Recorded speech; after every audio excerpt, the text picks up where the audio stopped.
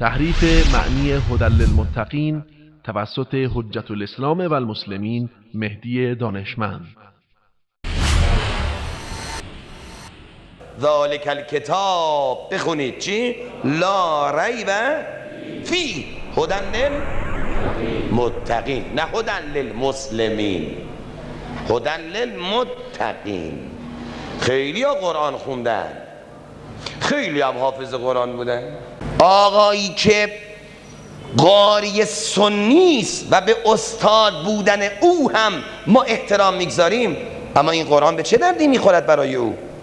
او سوره انا اعطیناک الکوثر را میخواند اما به فاطمه نمیرسد. انا انزلناه فی لیلة القدر را میخواند اما به علی ایمان پیدا نمی کند. به منکر علی بگو نماز خود قضا کند، نماز بی ولای او عبادتی است بی وضو.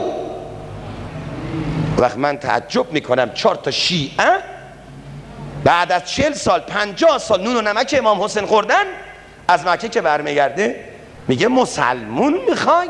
اونا قرآن میخوای بخونی؟ اونا یاد بگی.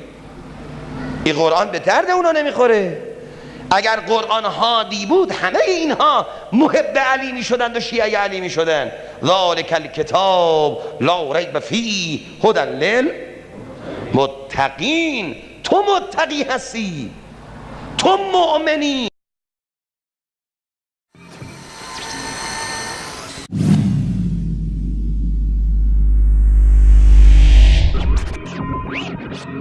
عجب مردمی، خدا شاهده. خدا به شما چقدر جهالت تا چه حد، تعصب تا چه حد، لجاجت تا چه حد. ای غافلین بیدار بشین.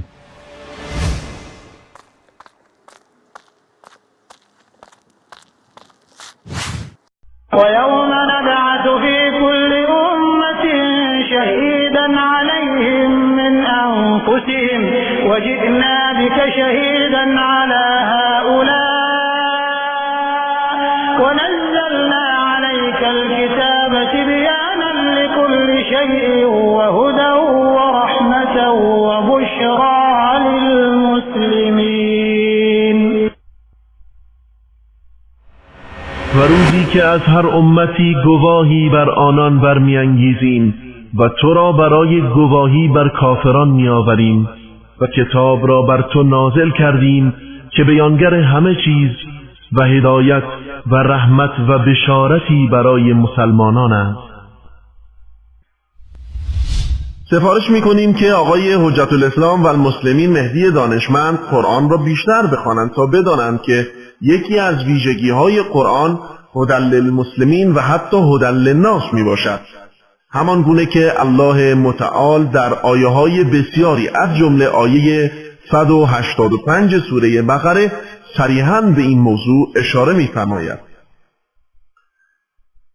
و این از حماقت و نادانی این عمامه به سرها و دوری آنها با قرآن کریم است که فکر می‌کنند اهل سنت با اهل بیت دشمنی دارند، حال از خلال تهمت‌های او سوالاتی مطرح می‌شود. 1. چگونه مسلمانان با خواندن انا اعطینا و انا انزلنا به فاطمه و علی رضی الله عنهما برسند؟ 2. در کجای قرآن و سنت رسول الله صلی الله علیه و آله و سلم آمده که عدم باور به ولای علی رضی الله عنه مبطل نماز می باشد؟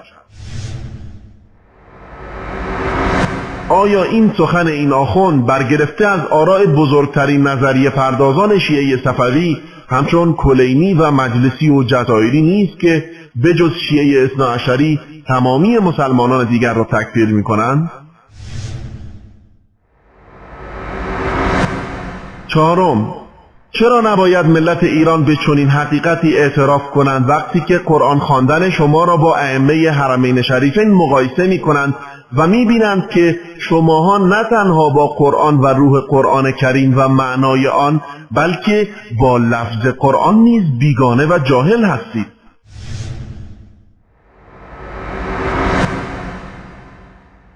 مگر مردم ایران عقل و شعور ندارند؟